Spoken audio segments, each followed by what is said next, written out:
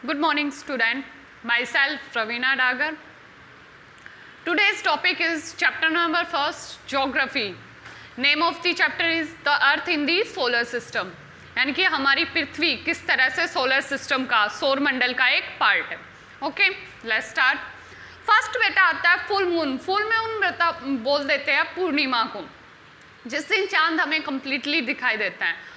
और नेक्स्ट आ जाता है न्यू मून, नया मून, यानी कि नया चंद्रमा जिस दिन दिखता है वो होता है बेटा अमावस्या को. इसके बाद ये दिखने के बाद घटता घटता घटता फिर पूर्णिमा को ये फिर से पूरा हो जाता है. फिर पूर्णिमा के बाद फिर ये घटता घटता घटता और एक न्यू मून में कन्वर्ट हो जाता है.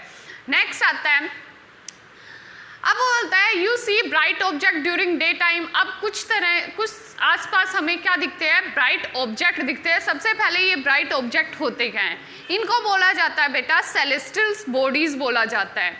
सेलेस्टियल बॉडीज वो होता है the moon, the sun and all these object shining in the night sky. जो रात के टाइम में सूरज, चंद्रमा और उसके साथ साथ तारे जो किस में चमकते रहते हैं, कहाँ पर, रात के टाइम में आकाश में चमकते रहते हैं, वही क्या बोला जाता है बेटा, सेलेस्टियल बॉडीज बोला जाता है. ये ग्रुप होता है किस चीज़ का, सूरज, चांद और जितने भी शाइनिंग ऑब्जेक्ट होते हैं उनका. अब वो एक क्वेश्चन पुट अप करता है कि क्या हमें जो दिन के टाइम में भी क्या ये शाइनिंग ऑब्जेक्ट दिखते हैं. You see bright object during day time. क्या आपको ये ब्राइट ऑब्जेक्ट, शाइनिंग ऑब्जेक्ट दिन के समय भी दिखते हैं? नो. अब क्यों नहीं दिखते, इसका रीज़न है it is because the very bright light of the sun does not allow us to see all these bright object of the night sky. जो आकाश में रात के टाइम जो हमें ये चीज़ें दिखती है, दिन में वो इसलिए नहीं दिख पाती क्योंकि सूरज की जो लाइट होती है वो बहुत ज़्यादा चमकीली होती है, बहुत ज़्यादा शाइनिंग होती है, बहुत ज़्यादा ब्राइट प्रकाश हमारी आंखों पर लगता है. और उसके बाद जब वो इतना चमकीला होता है तो उसके आसपास जितने भी ऑब्जेक्ट है वो क्या जाते हैं, हाइड हो जाते हैं और हम उनको देखने में कैपेबल नहीं होते, हम उनको देख नहीं पाते. वो ऑब्जेक्ट होंगे वहीं पर जहाँ पर रात को रहेंगे, लेकिन वो दिन के टाइम में सूरज के इतने भयंकर प्रकाश के कारण वो हमारी आंखों को अलाउ नहीं कर पाते कि हम उनको देख पाए. अब वो बोलता है सेलेस्टियल बॉडीज होते हैं, यही शाइनिंग ऑब्जेक्ट क्या कहलाते हैं, सेलेस्टियल बॉडीज कहलाते हैं. अब सेलेस्टियल बॉडीज की कुछ फीचर्स होते हैं. ये क्या होते हैं बेटा, बहुत ज़्यादा बड़े होते हैं और गर्म मतलब हॉट होते हैं. Made up of gases. जितनी जो सेलेस्टियल बॉडीज है वो अधिकतर किस चीज़ से, गैसेस से बनी हुई होती है. नेक्स्ट थर्ड है ऑन हीट एंड लाइट. इनके पास अपना गुजारा बसर करने के लिए खुद की हीट और खुद की लाइट, खुद का प्रकाश और खुद की गर्मी अवेलेबल होती है. और नेक्स्ट है these called stars. Celestial bodies, in celestial bodies को हम क्या बोल सकते हैं, स्टार भी बोल सकते हैं. इज इट क्लियर और नॉट. इन्हें हम क्या बोल सकते हैं बेटा, स्टार भी बोलते हैं. इनके पास खुद की हीट और लाइट होती है, ये गैसेस से बने होते हैं और ये बहुत ज़्यादा बिग और बड़े और गर्म होते हैं. Is it clear? ओके. अब आता है बेटा नेक्स्ट पॉइंट है हमारा, जो सन है. सन भी क्या है बेटा, क्योंकि सन किसका पार्ट है, सेलेस्टियल बॉडीज का पार्ट है. मून किसका पार्ट है, सेलेस्टियल बॉडीज का पार्ट है. तो जो सन है, अब इन्होंने क्या बोला, दीज कॉल्ड स्टार. तो हम सन को भी क्या मान सकते हैं, सन भी क्या है, एक स्टार है, एक तारा है, क्योंकि वो भी क्या सेलेस्टियल बॉडीज का ही पार्ट है. अब आता है कॉन्स्टेलेशन. कॉन्स्टेलेशन क्या होता है, the various pattern formed by different groups of star in the night sky. रात के समय जो हमें स्टार यानी कि तारों का अलग अलग जो पैटर्न दिखाई देता है, अलग अलग जैसे कि लीनियर लाइन में हो गया, सर्कल में होगा, कभी हमें आकाश में घोड़े की आकृति दिखाई देती है, कभी हमें रेक्टेंगल आकृति दिखाई देती है, कभी ट्राइंगल दिखाई देती है. ये किससे, ये स्टार जोड़ जोड़ के हम जो आकृति खुद से ही अपने माइंड में इमेजिन कर लेते हैं. तो कॉन्स्टेलेशन क्या होता है, ग्रुप. किसका झुंड, किसका ग्रुप होता है, स्टार का, तारों का रात के समय. और वही तारे मिलकर क्या बना देते हैं, जो अलग अलग पैटर्न जो बना देते हैं उसे ही क्या बोल देते हैं, कॉन्स्टेलेशन. जैसे कि यहाँ पर क्या, अगर इसको इतना देखें तो ये सर्कल का पैटर्न हो गया, ये इस तरह से तो ट्रायंगल का, ये इस तरह से लीनियर लाइन का. तो इस तरह के जो अलग अलग पैटर्न हमें रात के टाइम आकाश में देखने को मिलते हैं, किसके द्वारा? स्टार के द्वारा बनाए जाते हैं ये पैटर्न, इनको क्या बोल दिया जाता है? कॉन्स्टेलेशन बोल दिया जाता है। अब नेक्स्ट चीज है कि पोल स्टार। पोल स्टार किसे कहते हैं? The north star indicate the north direction. बेटा पोल स्टार होता है जो हमेशा नॉर्थ की डायरेक्शन बताएगा, इसको हम क्या बोल देते हैं? नॉर्थ स्टार भी बोल देते हैं। नॉर्थ स्टार वो होता है जो हमेशा उत्तर डायरेक्शन, दुनिया इधर से उधर हो जाए लेकिन उसकी डायरेक्शन, उसकी जो दिशा होगी वो क्या होगी? उत्तर दिशा होगी, वो कभी भी अपनी डायरेक्शन चेंज नहीं करेगा। The north star indicate the north direction, इसको पहले नॉर्थ स्टार बोला जाता था, जो क्या बताता है बेटा? हमेशा उत्तरी दिशा हमें इंडिकेट करता है, उत्तरी दिशा की साइड बताता है। It is also called pole star, उसे ही क्या बोल दिया जाता है? पोल स्टार बोल दिया जाता है। जो तारा हमें रात के समय उत्तर की दिशा बताता है उसे ही क्या बोल दिया जाता है? पोल स्टार बोल दिया जाता है। वही तारा क्या होता है? पोल स्टार कहलाता है। अब आता है the same position in the sky. अब इसका फीचर क्या है कि इसकी पोजीशन, इसकी जो स्थिति है वो क्या रहेगी? सेम रहेगी हमेशा आकाश में। ये कहीं भी कुछ भी हो सकता है, दुनिया इधर से उधर हो सकती है, सारी चीज़ें, सन मून ये चेंज हो सकते हैं, लेकिन पोल स्टार की डायरेक्शन क्या होगी? हमेशा उत्तर डायरेक्शन ही बताएगा। पहले के टाइम में बेटा जो जब इंसानों के पास घड़ी नहीं थी, या आदिवासी लोग या हमारे बुजुर्ग, जब डेवलपमेंट, टेक्नोलॉजी, साइंस का इतना डेवलपमेंट नहीं हुआ था, तब आकाश के टाइम रात में कहीं भी अगर उन्हें जाना होता है और उनको दिशा का ज्ञान देना होता है तो वो आकाश की तरफ देखते हैं और सबसे पहले ये देखते हैं कि उत्तरी तारा यानी कि ध्रुव तारा जिसको बोल देते हैं, उत्तरी तारा वो किस साइड है। जब उनको वो दिशा दिख जाती है तो वो उसे ही क्या मान लेते हैं? उत्तर दिशा, और उसके बाद उन्हें जिस दिशा में जाना होता है उसके अकॉर्डिंग उस चीज़ को फॉलो करते हैं। पहले के टाइम में पोल स्टार उनकी मदद करता था, किस चीज़ के लिए? दिशा, सिचुएशन बताने के लिए। ठीक है, अब आता है प्लैनेट। हमारे सोलर सिस्टम में प्लैनेट क्या है और प्लैनेट होता क्या है? ओके, इतना समझ में आया? अब आता है बेटा प्लैनेट। प्लैनेट क्या होता है? Some celestial bodies does not have their own heat and light. कुछ ऐसी सेलेस्टियल बॉडीज होती है जो शाइनिंग तो करती है लेकिन उनके पास क्या? खुद का हीट और खुद का प्रकाश नहीं रहता। They are lit by a lot of stars. वो किस तरह से? स्टार्स की तरह, स्टार्स से क्या करती है? अपना प्रकाश लेती है थोड़ा थोड़ा। These bodies are called planet. यही बॉडीज क्या कहलाती है? प्लैनेट कहलाती है, जिनके पास यानी कि बेटा कुछ ऐसी सेलेस्टियल बॉडीज होती है जिनके पास खुद का प्रकाश नहीं होता। वो अपना प्रकाश किससे?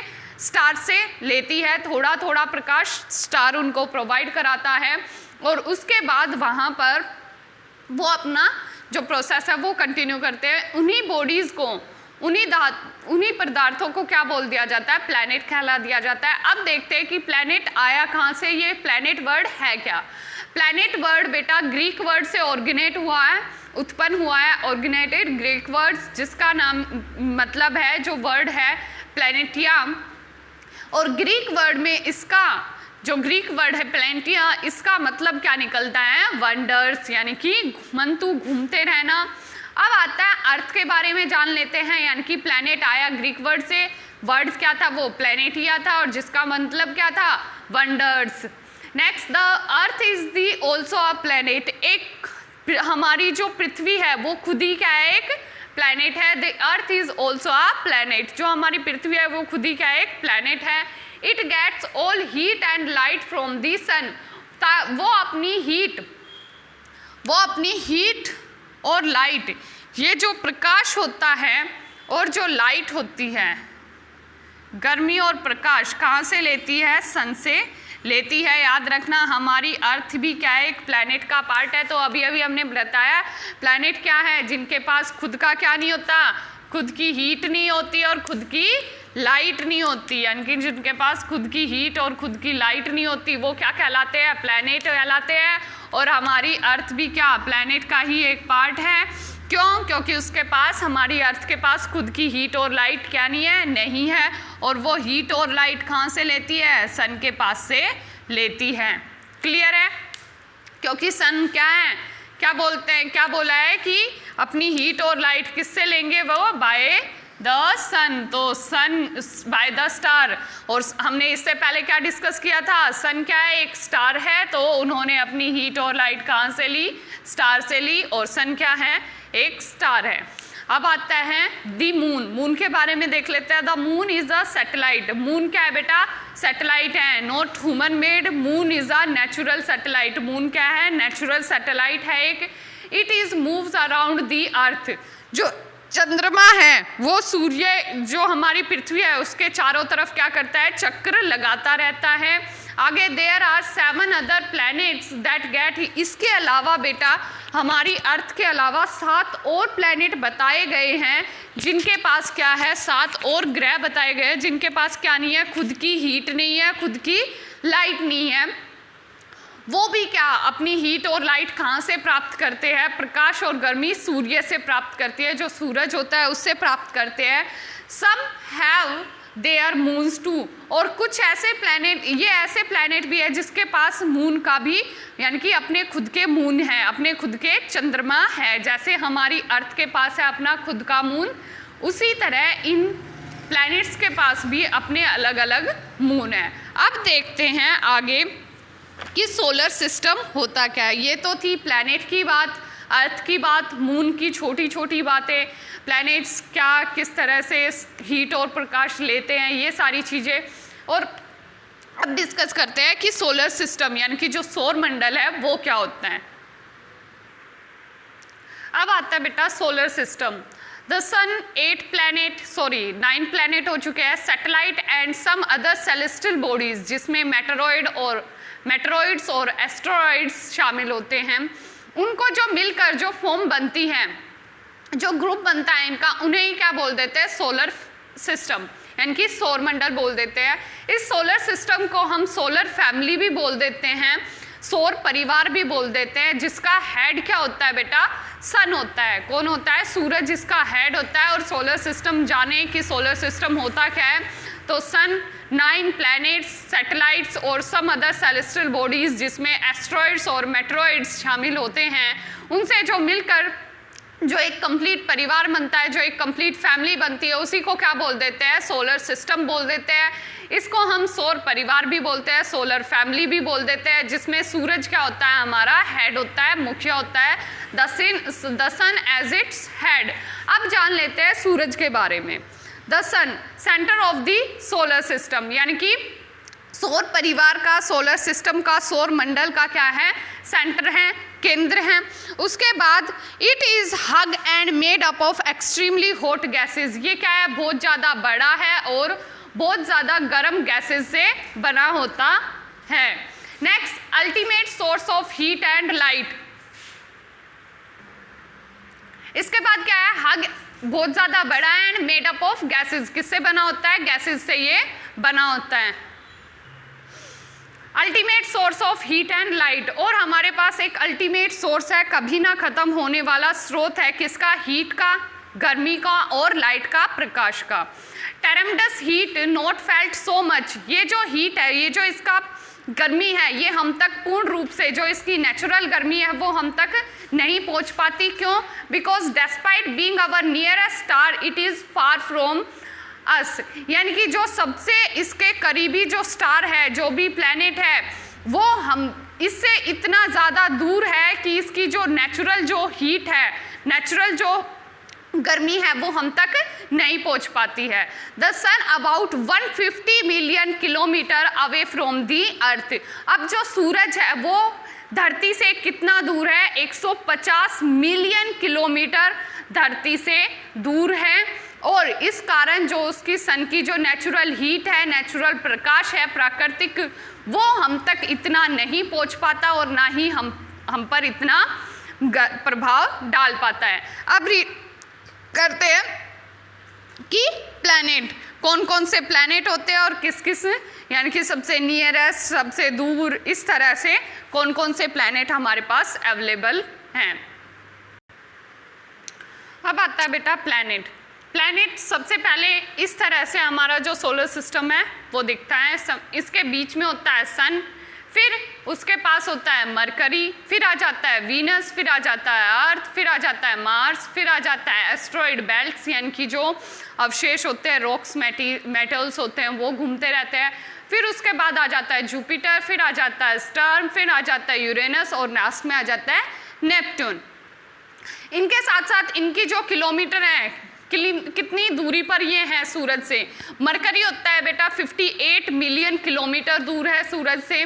वीनस है 108 किलोमीटर, 108 मिलियन किलोमीटर दूर है सन से। अर्थ का हमने डिस्कस किया था 150 मिलियन किलोमीटर दूर है सन से। मार्स दूर है 228 मिलियन किलोमीटर। जुपिटर दूर है 778 मिलियन किलोमीटर। सटर्न दूर है 1427 मिलियन किलोमीटर।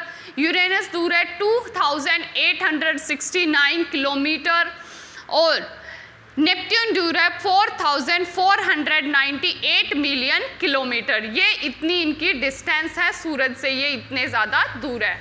अब आता है planets. There are 8 planet in our solar system. हमारा जो सौर मंडल है उसमें कितने प्लैनेट है? 8 प्लैनेट है।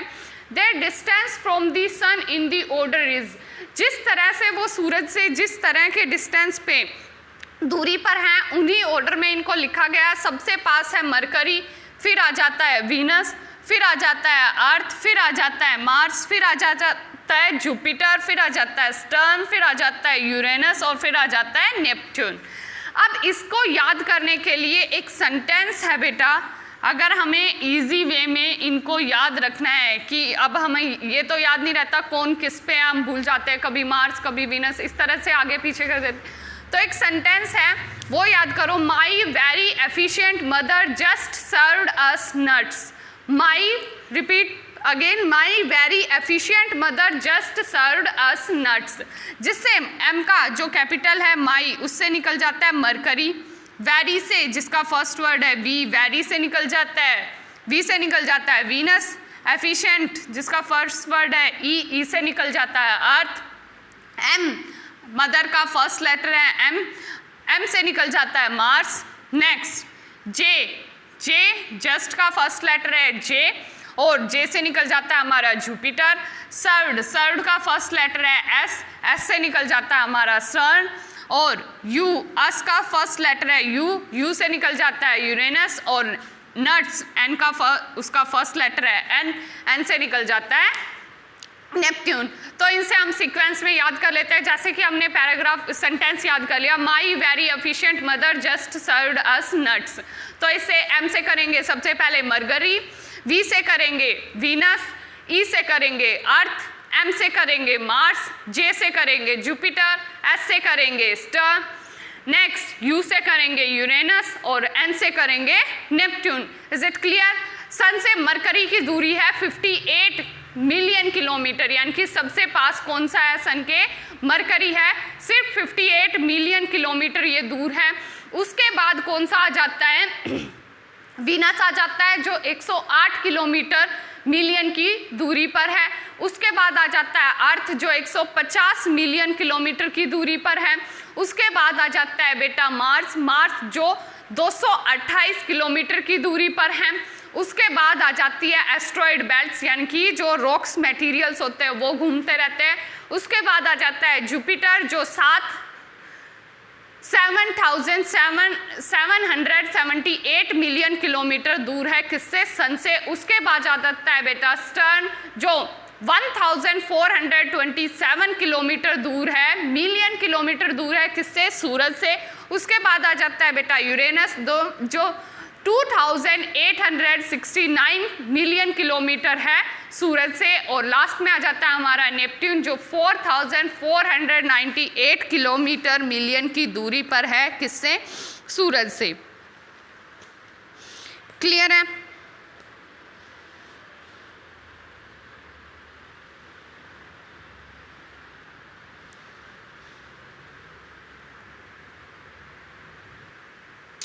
अब आता है बेटा ऑर्बिट्स। ऑर्बिट्स क्या होते हैं? एक रास्ता होता है जहाँ पर ये प्लैनेट क्या मूव करते रहते हैं। ये इसी पाथ पे, इसी रास्ते पे मूव करेंगे, ये नहीं कि ये यहाँ से और इधर इसके ऑर्बिट में घुस जाए या ये इसके रास्ते में घुस जाए, तो फिर तो क्या जो सोलर सिस्टम का जो संतुलन है वो ही बिगड़ जाएगा। तो ऑर्बिट्स क्या होते हैं?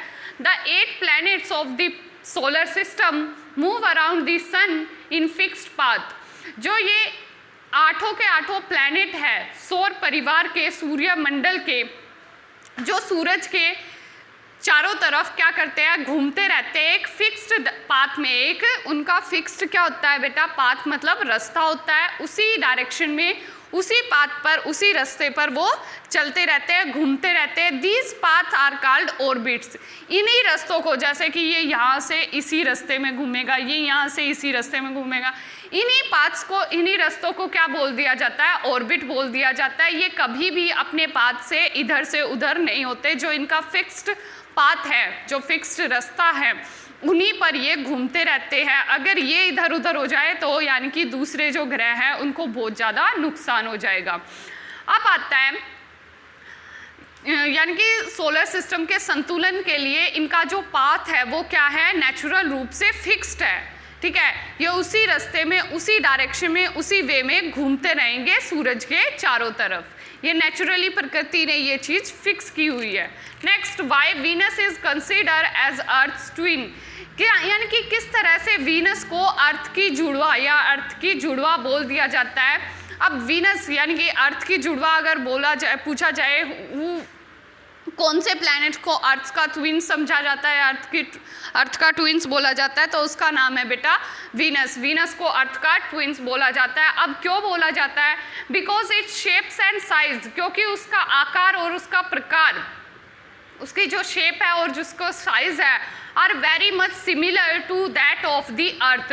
वो अर्थ से बहुत ही ज़्यादा सिमिलर है, बहुत ही आसपास यानी कि सिमिलर, बहुत ही ज़्यादा मिलता जुलता है अर्थ से। क्या? उसका आकार और प्रकार, उसकी शेप और साइज। इसीलिए वीनस को अर्थ का ट्विन बोला जाता है, अर्थ का जुड़वा बोला जाता है। नेक्स्ट आ जाता है बेटा, अब जो एक और स्टार था, एक और प्लैनेट था प्लूटो। अगस्त 2006 में उसको, प्लूटो को भी क्या प्लैनेट में शामिल कर लिया गया। इसको ड्वार्फ प्लैनेट भी बोला जाता है। अब देख लेते हैं प्लूटो के बारे में कुछ। अब बेटा डिस्कस कर लेते हैं प्लूटो के बारे में। प्लूटो को खोजा गया अगस्त 2006 में। इंटरनेशनल एस्ट्रोनॉमिकल यूनियन यानी कि एस्ट्रोनॉमिकल यूनियन जो थी, उन्होंने एक डिज़ाइन रखा। उसमें जो प्लूटो था वो किस तरह से एक सेलेस्टियल बॉडीज़ की तरह दिखता था। इसीलिए तब जाके जब वो डिज़ाइन पेश किया गया, तब जाके वो सेलेस्टियल बॉडीज़ की तरह दिखता था, इसलिए उनको प्लैनेट में शामिल कर लिया गया। लेकिन जो प्लूटो था वो क्या था? ड्वार्फ प्लैनेट था। कौन सा? Dwarf planet. ड्वार्फ मतलब बेटा बोना। कौन सा प्लैनेट था? बोना ग्रह था, यानी कि बहुत ही ज़्यादा छोटा था। अगर इसको जांचा जाए तो ये जो मून है उससे भी, हमारे चंद्रमा से 1/3 हिस्सा ये मून का है, यानी कि मून का 1/3 हिस्सा करेंगे तब जाके प्लूटो का साइज होगा। ये अगस्त 2006 में डिस्कवर किया गया। इंटरनेशनल एस्ट्रोनॉमिकल यूनियन ने इसको इसकी जो पिक्चर्स वगैरह थी वो ली गई और यूनियन में इसको पेश किया गया। तब यूनियन ने डिसाइड किया ये किसकी तरह दिखता है? एक सेलेस्टियल बॉडीज़ की तरह दिखता है, इसीलिए प्लूटो को क्या प्लैनेट का दर्जा मिल गया। और ये क्या निकला? एक ड्वार्फ प्लैनेट था जो सबसे बोना ग्रह माना जाता है। अगर हम अपने चंद्रमा की बात करें तो ये हमारे चंद्रमा से 1/3 1/3 इसका पार्ट है हमारे चंद्रमा से। अब आगे आता है बेटा अर्थ के बारे में, मून के बारे में, एस्ट्रॉइड मेट्रॉइड्स के बारे में हम कंटिन्यू करेंगे कल। अगर आपको मेरी वीडियो पसंद आई है तो हमारे चैनल लर्निंग हब इंडिया का स्कूल को सब्सक्राइब करें, हमारी वीडियो को ज़्यादा से ज़्यादा शेयर करें और हमारी वीडियो को लाइक करें। Thanks for watching. Thank you.